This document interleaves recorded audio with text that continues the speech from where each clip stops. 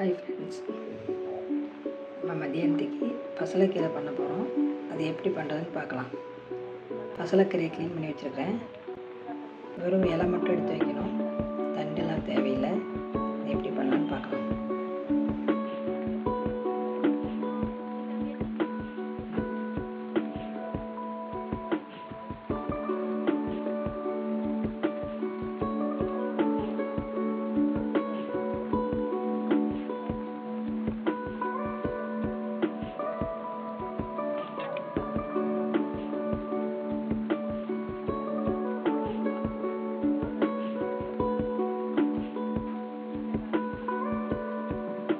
பசலைக்கீரை ready ஆயிடுச்சு. நீங்களும் உங்கள் வீட்டில் செஞ்சு பார்த்து சாப்பிட்டு எப்படி இருக்குன்னு, டேஸ்ட் எப்படி இருக்குன்னு சொல்லுங்கள்.